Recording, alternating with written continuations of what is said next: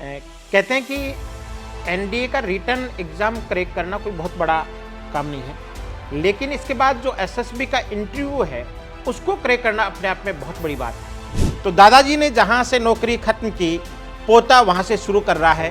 कहते हैं कि रोजी रोटी तो हर घर में आती है, लेकिन फौजी रोटी नसीब वालों के घर में आती है। तो आपने कौन कौन सी लड़ाई लड़ी है? 99 के अंदर कारगिल ऑपरेशन। आपको वहाँ इंटरव्यू में एक दो वो क्वेश्चन बताएं जो आपको ये लगा कि उन क्वेश्चंस को मुझे जो व्यूवर्स हैं उनके साथ भी शेयर करना चाहिए। पहली चीज़ तो मैं यही कहना चाहूँगा कि वो अपने आप को फुल्ली मोटिवेटेड रखे और एयरफोर्स की ज़िंदगी को जीना सीखे। OLQs होते हैं, उन्हें अपनी डेली रूटीन के अंदर शामिल करें। दाल बाटी चूरमे की दुनिया की सबसे अच्छी कुक कौन है? मैं तो कहूँगा कि मेरी मम्मी ही है सबसे बड़ी कुक, क्योंकि जब भी मैं घर जाता हूँ तो मम्मी के हाथ का खाना खाता हूँ और वही आउट ऑफ द वर्ल्ड ही लगता है मुझे। नमस्कार, प्रिंस एजुकेशन हब सीकर से मैं ओंकार मुंड। कहते हैं कि रोजी रोटी तो हर घर में आती है, लेकिन फौजी रोटी नसीब वालों के घर में आती है। हमारे साथ स्टूडियो में आज जोधपुर का एक ऐसा गौरवशाली परिवार है जिसकी 2 पीढ़ियां पहले सेना में सेवाएं दे चुकी है और तीसरी पीढ़ी का बेटा सेना में फ्लाइंग ऑफिसर के रूप में चयनित होने जा रहा है। प्रिंस एनडीए एकेडमी और प्रिंस सैनिक स्कूल में 11th और 12th में आपने अध्ययन किया। 12th के बोर्ड के एग्जाम होने अभी बाकी हैं, लेकिन उससे पहले ही आपने एसएसबी के इंटरव्यू को क्रैक कर लिया। एनडीए का रिटन एग्जाम आप पहले ही क्रैक कर चुके थे। भारतीय वायुसेना में आप फ्लाइंग ऑफिसर के रूप में अपनी सेवाएं देंगे, उससे पहले एनडीए खड़गवासला में अपनी 3 साल की ट्रेनिंग पूरी करेंगे। तो आइए ऐसे गौरवशाली परिवार से मैं आपको मिलवाता हूं। हमारे बीच वरुण रत्नू और उनका पूरा परिवार मौजूद है।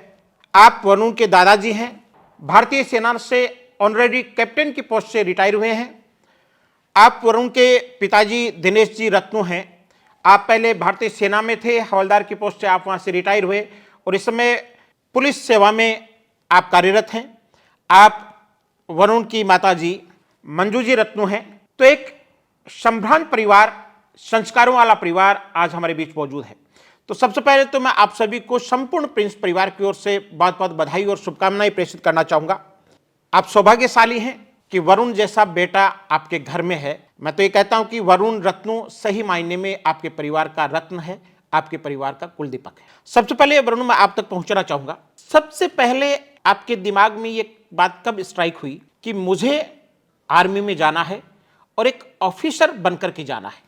क्योंकि आपके दादाजी ऑनरेडी कैप्टन की पोस्ट से रिटायर हुए, पिताजी हवलदार की पोस्ट से रिटायर हुए, लेकिन ये कमीशन्ड ऑफिसर्स नहीं थे। तो आपके दिमाग में सबसे पहले ये चीज़ कब आई? सर, मुझे भी स्टार्टिंग से, जैसे कि आपने बताया कि मेरा डिफेंस बैकग्राउंड था और दादाजी और पिताजी दोनों ही आर्मी में सर्व कर चुके हैं, तो पहली बार मेरे बचपन से ही ये था कि डिफेंस को ज्वाइन करना है, लेकिन ये नहीं सोचा था कि डिफेंस को एनडीए के थ्रू ज्वाइन करना है। ओके। फिर जैसे जैसे कि क्लासेस बढ़ने लगी और 8th क्लास के अराउंड जब मैं अपने करियर के बारे में सोचने लगा, तब मैंने अपने अंकल से कंसल्ट किया था और उन्होंने मुझे बताया था कि डिफेंस में जाने के लिए और एक फ्लाइंग ऑफिसर बनने के लिए NDA is the best option, and then I decided that I will choose NDA for becoming an flying officer. Okay. आप 11th और 12th 2 साल यहाँ रहे। अक्सर होता यह है कि लोग छोटे शहर से महानगरों में पढ़ने के लिए जाते हैं। आप महानगर से छोटे शहर, सीकर को छोटा शहर ही कहूँगा, वहाँ पढ़ने के लिए आए, तो साथ वालों ने, लोगों ने, आपके पिताजी को आपको ये नहीं कहा कि ये उल्टी गंगा कैसे बह रही है? जी बिल्कुल, उन्होंने ये कहा था, लेकिन जैसे कि मेरे कुछ दोस्त हैं वो प्रिंस में आ चुके थे पहले से ही, उनसे जब मैंने बात करी तो उन्होंने मुझे बताया था प्रिंस एनडीए के बारे में और बताया कि यहाँ पर कैसे अच्छी फैकल्टी और अच्छी मैनेजमेंट है। तो मैंने सोचा कि क्यों ना प्रिंस में जाया जाए, और क्योंकि मैं पहली कक्षा से 10वीं कक्षा तक एक डे स्कॉलर था, इसीलिए मैंने सोचा कि हॉस्टल का एक्सपीरियंस भी लेना चाहिए ताकि ओवरऑल पर्सनैलिटी डेवलप हो। दोस्तों ने अच्छी फैकल्टी, अच्छे मैनेजमेंट के बारे में बताया था। आप फिर वहाँ यहाँ आकर के 2 साल यहाँ रहे, तो दोस्तों ने जो बताया था और आपने यहाँ आकर के जो जिया, उसमें कितना फर्क था? जी मैं कहना चाहूँगा कि जो सोच के आए थे उससे कम या ज़्यादा मिला? मैं कहूँगा कि ज़्यादा ही मिला जितना मैं सोच के आया था, क्योंकि यहाँ के जो टीचर्स हैं और जो एकेडमिक स्टाफ है वो बहुत ही ज़्यादा हेल्पिंग है, सपोर्टिंग है। जैसे कि डाउट काउंटर्स लगते हैं हमारे क्लासेस के बाद में, तो अगर कुछ छोटे मोटे डाउट होते भी हैं क्लासेस के बाद में तो हम वहाँ पे उसे क्लियर कर सकते हैं। और जो एसएसबी की ट्रेनिंग है, यहाँ पे बहुत सी टीमें जो हमें एसएसबी की ट्रेनिंग देती है, एसएसबी से रिटायर्ड साइकोलॉजिस्ट, जीटीओ और इंटरव्यू ऑफिसर है, उनसे जब हम इंटरेक्ट करते हैं तो हमारी पर्सनैलिटी ओवरऑल डेवलप होती है। ओके, बिल्कुल स्मार्ट पर्सनैलिटी आपकी लग भी रही है जी। मैं आपके दादाजी तक पहुंचना चाहूँगा। साहब, आप भारतीय सेना से ऑनरेरी कैप्टन की पोस्ट से रिटायर हुए। सबसे पहले तो मैं आपको बधाई दूंगा, क्योंकि कमीशन्ड ऑफिसर के रूप में एक कैप्टन के रूप में ज्वाइन करना अलग चीज़ है।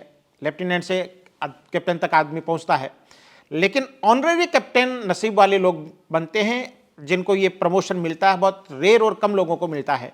तो आपका ये प्रमोशन किस तरह से हुआ? साहब, ऐसा है कि ये ऑनरेरी कमीशन एक गैलेंट्री अवार्ड है। ओके, ये जूनियर कमीशन ऑफ मेरे दिमाग में भी सवाल था कि कुछ लोग लिखते हैं कि ये कैप्टन है, कुछ लोग लिखते हैं कि ये ऑनरेरी कैप्टन है। जी, तो ये जेसीओ जूनियर कमीशन ऑफिसर को एक गैलेंट्री अवार्ड है, वो दिया जाता है। जी, ये जब रिटायरमेंट से 1 साल पहले इसकी प्रतिक्रिया शुरू हो जाती है। ओके। और जिस दिन भर्ती हुआ उस दिन से रिटायरमेंट तक उसका पूरा बैकग्राउंड चेक किया जाता है। ओके, इसके अंदर अलग अलग टाइप होती है। ओके, जैसे ऑनर्स अवार्ड्स का अलग खाना होता है, ओके। सर्विस कितनी की है पूरी अलग होता है, जी, और कहाँ कहाँ कौन कौन सी लड़ाइयों में भाग लिया है, जी, कौन कौन से एरिया में रहे हैं, उन पे डिपेंड करता है। ग्लेशियर में रहे, ये जो जितने भी अपने हिंदुस्तान के अंदर ऑपरेशन चल रहे हैं अभी प्रेजेंट, जी, उनके नंबर काउंट किए जाते जी, हैं। जी, पूरे सर्विस का रिकॉर्ड चेक करने के बाद उनका एक फाइनल लिस्ट बनती है। जी, और वो ऑल इंडिया बेसिस के ऊपर ये लिस्ट होती है। जी, और वहाँ जाने के बाद जिसका मेरिट बनती है, जी। मेरिट में अगर वो स्टैंड करता है तो उसको राष्ट्रपति के द्वारा ये एक ऑनरेरी कमीशन गैलेंट्री अवार्ड दिया जाता है। हर साल भारतीय थल सेना, इंडियन आर्मी कितने लोगों को ऑनरेरी कैप्टन के रूप में प्रमोट करती है लगभग? ये मतलब पूरा डाटा मतलब फिक्स तो वैकेंसी नहीं है, लेकिन ये परसेंटेज के ऊपर है। अच्छा, इसमें इंडियन आर्मी, एयरफोर्स, नेवी ये सारी शामिल होते हैं। जी, जी, लेकिन इसमें इंडियन आर्मी का अलग होता है, एयरफोर्स का अलग होता जी। है, नेवल्स का अलग होता है। लेकिन ये परसेंटेज के द्वारा दी जाती है। रिटायरमेंट कितना है, जी, उस रिटायरमेंट के परसेंटेज के ऊपर ये ऑनरेरी कमीशन निकाला जाता है। ओके, और ये आखिरी राष्ट्रपति के द्वारा ही दिया जाता है। और इसका 11 महीने का 2 चांस दिए जाते हैं जी। उसको सर्विस के अंदर, और पूरा दोनों चांस करते हैं तो 11 महीने तक वो ऑनरेरी कमीशन की नौकरी करता है। और उसको बाकी जितना भी बेनिफिट है, जी, सबसे ज़रूरी बात ये है कि बेनिफिट जितने भी एक इंडियन आर्मी के ऑफिसर को मिलता है, जी। वो पे एंड अलाउंसेस वगैरह वो पूरा उसको। तो आपने कौन कौन सी लड़ाई लड़ी है? मैंने 71 लड़ाई के अंदर, जी, और उसके बाद 99 के अंदर कारगिल ऑपरेशन, अच्छा, कारगिल ऑपरेशन में आप थे? जी। जी, उसके अंदर ऑपरेशन मेघदूत, ऑपरेशन मेघदूत, जी, ऑपरेशन ऑफ मेघदूत, जी, और ये अपना ऑफ पराक्रम, जी, और बाकी ये जो काउंटर इंसर्जेंसी ऑपरेशन है, जी, नागालैंड के अंदर, मणिपुर के अंदर, जी। इम्फाल और मिजोरम के अंदर, जी, ये चारों स्टेट के अंदर सर्विस जी। की है। अच्छा, उसके बाद हाई एल्टीट्यूड होते हैं जिसमें जी। लेह लद्दाख है, जी, सिक्किम है, जी, ये सारे एरिया है जिसके जी। अंदर मेरी सर्विस के दौरान मुझे वहाँ जी। जाने का मौका मिला। जी। तो आपने 1971 की लड़ाई लड़ी, यानी पाकिस्तान के 2 टुकड़े करने में आपकी भी भूमिका है। उनमें से आप भी एक थे। पाकिस्तान और बांग्लादेश, पूर्वी पाकिस्तान और पश्चिम पाकिस्तान जिसको वो बोलते थे, उसके 2 टुकड़े हो गए, बांग्लादेश अलग बन गया। 99 का कारगिल युद्ध, जिसके बारे में कहते हैं कि it was one of the toughest war because, बिल्कुल है। तो उसके बारे में थोड़ा सा बताएं, टफ कैसे था ये टफ इसलिए था कि ये पहाड़ी एरिया है। जी, यहाँ पर काउंटर इंसर्जेंसी की लड़ाई और माउंटेन कहते हैं कि पाकिस्तानी ऊपर थे पहाड़ी पे, भारतीय सेना नीचे थी, और बहुत बड़ी बात थी कि उसके बावजूद वहाँ पर पहुँचना। जी वहाँ एक आदमी अपने बैंकर्स बना करके बैठा है और दूसरा आदमी ओपन एरिया के अंदर अपना सामान के साथ चल करके जाता है। तो ये आप देख सकते हैं कि वो कितना मुश्किल होगा वहाँ तो तक आप लोगों की पहुँचने पीठ पे कितना सामान रहता था, कितना गोला बारूद, कितना राशन, कितने किलो का? उसके अंदर जब हम अटैक में जाते हैं तो सिर्फ हमारा वेपन्स और उसके ऊपर ऑन वेपन्स स्केल जो अम्यूनिशन होता है वो रहेगा। उसके अलावा बाकी राशन पानी लेकर के उस टाइम नहीं जाते हैं। जी। तो 99 के कारगिल युद्ध में आपने कितने पाकिस्तानी सैनिकों को मारा? नहीं ये कहना मुश्किल होगा जी, क्योंकि जब फायरिंग चलता है उसके अंदर कोई काउंटिंग नहीं होती जी, कहाँ काउंटलेस, किसके नाम गोली लिखी दुश्मन बस दिखना चाहिए। वो दिखना चाहिए जी। तो पोता, आप तो ऑनरेरी कैप्टन की पोस्ट से रिटायर हुए, आपकी नौकरी का तो अंत ऑनरेरी कैप्टन के रूप में हुआ, और बेटा वहां से शुरुआत कर रहा है। बिल्कुल उसके लेवल पोजीशन से, क्योंकि आपके आर्मी में लेफ्टिनेंट कमीशन्ड ऑफिसर के रूप में शुरुआत है, एयरफोर्स में फ्लाइंग ऑफिसर के रूप में शुरुआत है। तो दादाजी ने जहां से नौकरी खत्म की, पोता वहां से शुरू कर रहा है। कैसा लग रहा है, क्या कहेंगे? ये तो बहुत ही विचित्र, बहुत ही खुशी की बात है और बहुत ही बढ़िया लग रहा है कि भाई ये तो एक बहुत ही अच्छी बात है। और अब इसके बारे में ज़्यादा मैं कुछ नहीं कहूँगा जी, लेकिन बहुत बढ़िया, बहुत ही अच्छी बात है जी। तो 2 साल वरुण यहाँ रहा। इस 2 साल के टाइम पीरियड में आप कई बार इससे मिलने के लिए आए होंगे, तो यहाँ के माहौल से, यहाँ इसकी एक्टिविटीज़ को देख करके क्या आपको लग रहा था कि ये सेट हो जाएगा? हाँ बिल्कुल, जब यहाँ आते थे और जब यहाँ के टीचर्स वगैरह से बात होती या स्टाफ से बात होती या इनके दोस्तों से बातचीत होती, और जब यहाँ का शेड्यूल पूछते हैं कि भाई यहाँ का पढ़ाई का क्या शेड्यूल है। शेड्यूल तो यहाँ आर्मी वाला सही है। हाँ, ब्रिगेडियर साहब सुबह से उठने से लेकर के रात को सोने तक इनको पूरा खींच के, ब्रिगेडियर साहब और कर्नल साहब पूरा आर्मी वाला डिसिप्लिन मेंटेन रखते हैं। बहुत बढ़िया, बहुत अच्छा जी लगा और फिर हमें तसल्ली हुई कि लड़का सक्सेस हो जाएगा। जी। तो मैं अब वरुण के पिताजी तक आना चाहूँगा। दिनेश जी रत्नू आप हैं, पुलिस सेवा में हैं। दिनेश जी, जब इसने एसएसपी का इंटरव्यू क्रैक कर लिया और ये बात आपके रिश्तेदारों को, आपकी मित्र मंडली को, पुलिस में आप सेवारत हैं तो बहुत लंबी चौड़ी आपकी मित्र मंडली होगी, तो लोगों की क्या प्रतिक्रिया थी? नहीं बिल्कुल सर, ये तो जब हमें बड़ी खुशी हुई जिस टाइम इसने बताया वहाँ से, उसी टाइम पूरे अच्छा, वहाँ इंटरव्यू से बाहर निकलने के बाद इसने इन्फॉर्म किया होगा कि मेरा इंटरव्यू अच्छा गया है? हाँ बिल्कुल जी जी। और जब ये बात हमें तो खैर खुशी, बहुत ही ज़्यादा खुशी थी। और ये जब शेयर की दूसरे स्टाफ के साथ में, और जितने भी अधीनस्थ स्टाफ है या अधिकारी है, सब ने बहुत ही बधाई दी और इस चीज़ को तो बहुत ही बड़ा अचीवमेंट बताया है कि भाई ये एसएसबी का इंटरव्यू तो बहुत ही हाई लेवल की चीज़ है। इसको क्लियर अगर बच्चे ने किया है तो वो तो बहुत ही भाई लड़का भी एक उसमें टैलेंट भी है और होशियार है।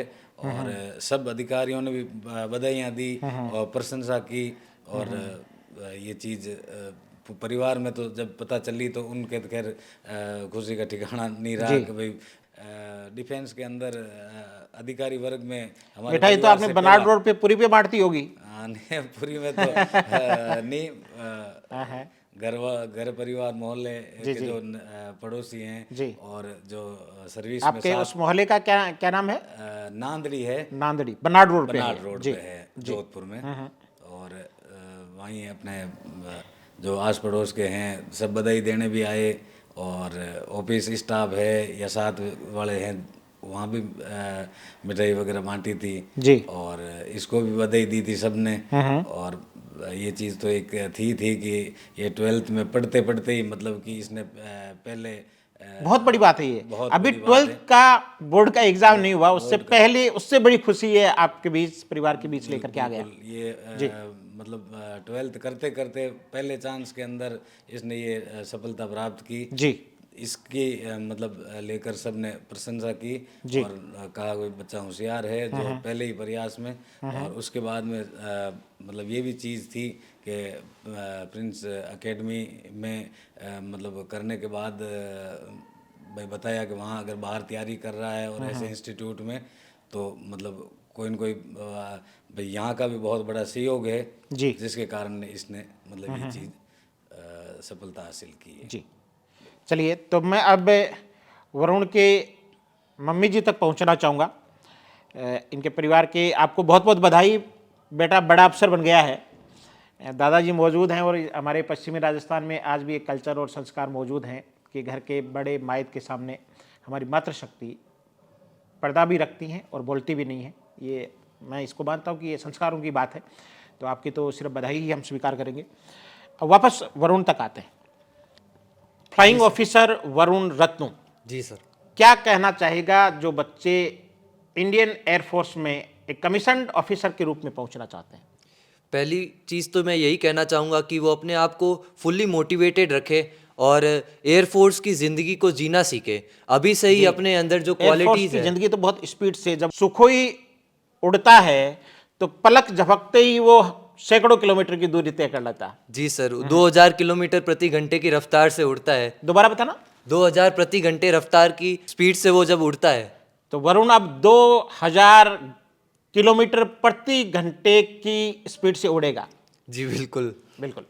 तो मैं यही कहना चाहूँगा कि वो अपनी तैयारी को जारी रखे और जो अपने डेली शेड्यूल के अंदर ये ऑफिसर लाइक क्वालिटीज़ जो 15 OLQs होते हैं उन्हें अपनी डेली रूटीन के अंदर शामिल करे और उन्हें अपनी डे टू डे एक्टिविटीज़ में जीना सीखे, अपने दोस्तों के साथ, अपने सीनियर्स के साथ, अपने टीचर्स, एल्डर्स, जो भी उनकी सराउंडिंग्स है उनमें वो क्वालिटीज़ जीना सीखें।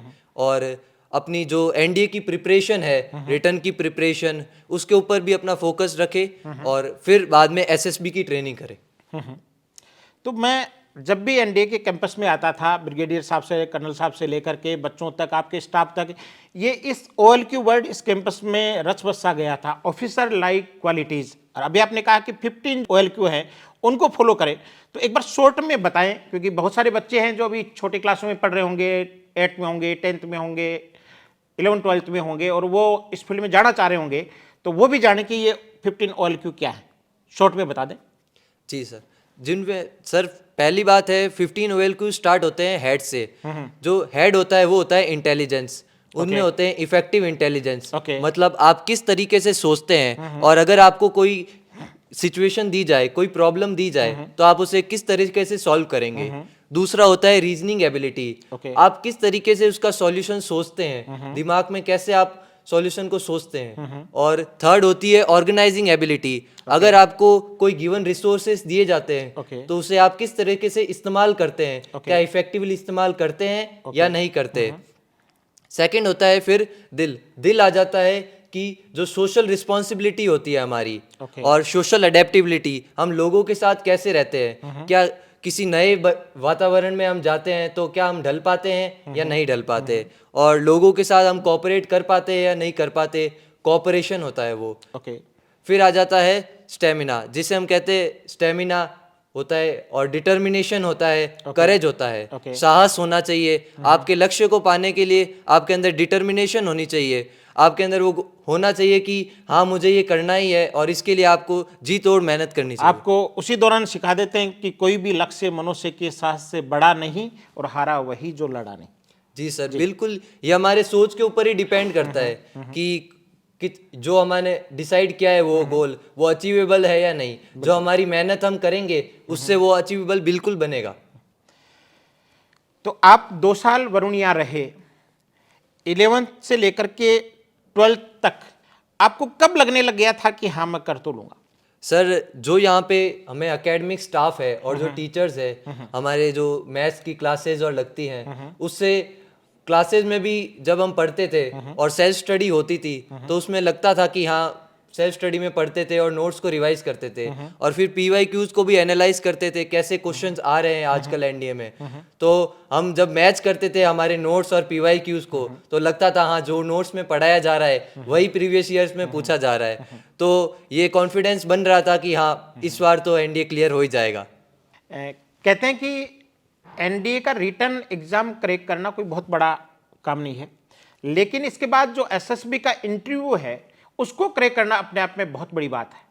ये भी कहते हैं कि इस देश में एक आईएएस बनने के लिए जो इंटरव्यूइंग बॉडी है वो 35-40 मिनट में ये जज कर लेती कि ये आदमी आईएएस बनने लायक है या नहीं है, लेकिन एक एनडीए ऑफिसर बनने के लिए 5 दिन तक कंटिन्यू इंटरव्यू चलता है, जिसको वन ऑफ द टफेस्ट, क्या सबसे ज़्यादा टफ ही कह देना चाहिए, उन इंटरव्यूज में से ये है। तो इंटरव्यू से पहले आपके अंदर घबराहट नहीं थी? यूँ नहीं था कि क्या होगा, कैसे होगा? सर यहाँ पे जो टीम्स थी उनके साथ मॉक इंटरव्यूज हुए थे, और उन मॉक इंटरव्यूज के दौरान जो भी हमारा जो डर था और जो भी अंडर कॉन्फिडेंट हम थे वो सब दूर हो गया था, और फिर कॉन्फिडेंस आने लगा कि हाँ इंटरव्यू में हम अच्छा कर सकते हैं।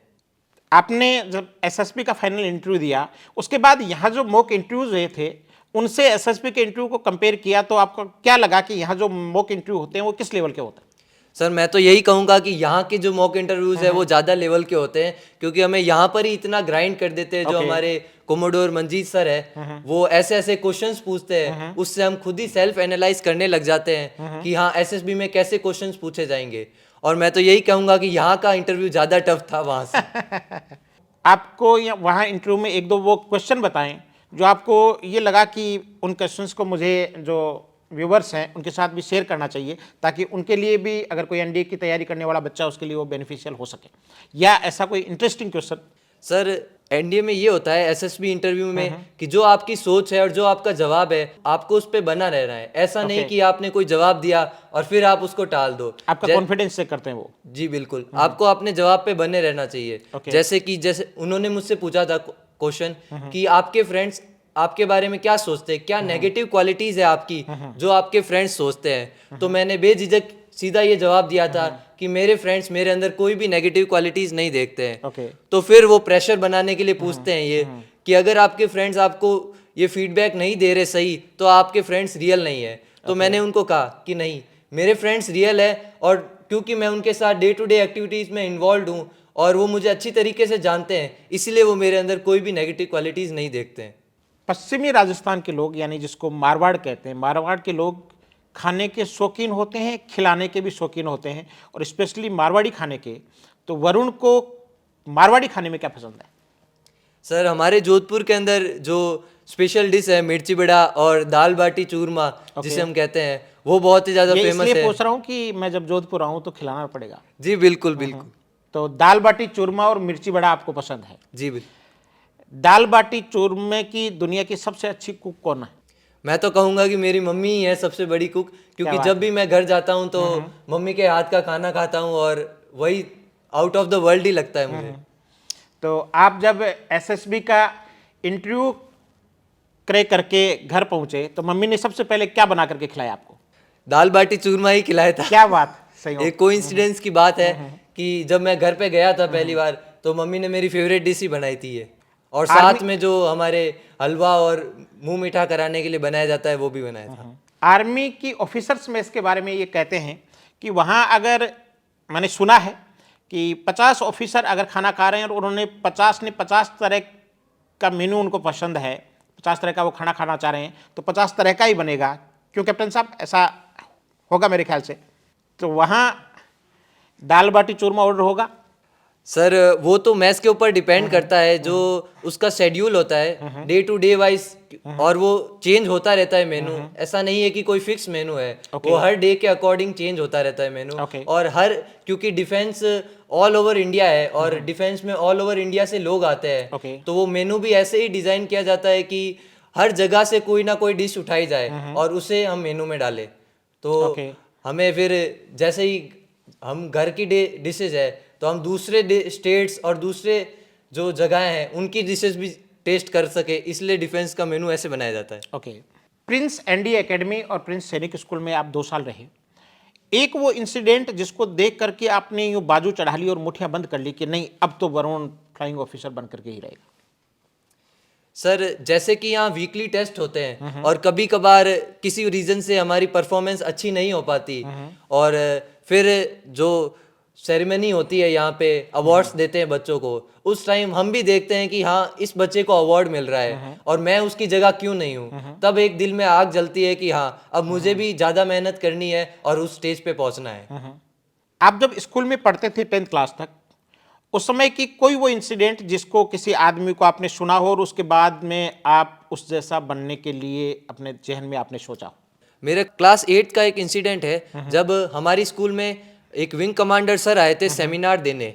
उन्होंने हमें एयरफोर्स के बारे में बहुत सी अच्छी अच्छी बातें बताई, अपना एक्सपीरियंस शेयर किया और जो हमारे स्टूडेंट्स थे उनको मोटिवेट किया डिफेंस सर्विसेज को ज्वाइन करने के लिए, स्पेशली एयरफोर्स। और तभी मेरा मन भी बैठा कि हाँ मैं भी एयरफोर्स ज्वाइन करूँगा, क्योंकि जब मैंने उनकी पर्सनैलिटी देखी, जैसे वो चलते हैं, जैसे उनका बोलने का स्टाइल है, तो वो मुझे बहुत ही ज़्यादा अट्रैक्टिव लगा और मुझे लगा कि हाँ ऐसी पर्सनैलिटी मेरी भी होनी चाहिए। तो अब जब वरुण 3 साल की ट्रेनिंग के बाद फ्लाइंग ऑफिसर बन जाएगा, क्या अपने 10th तक के स्कूल और प्रिंस एनडीए एकेडमी और प्रिंस सैनिक स्कूल में लेक्चर डिलीवर करने के लिए आएगा?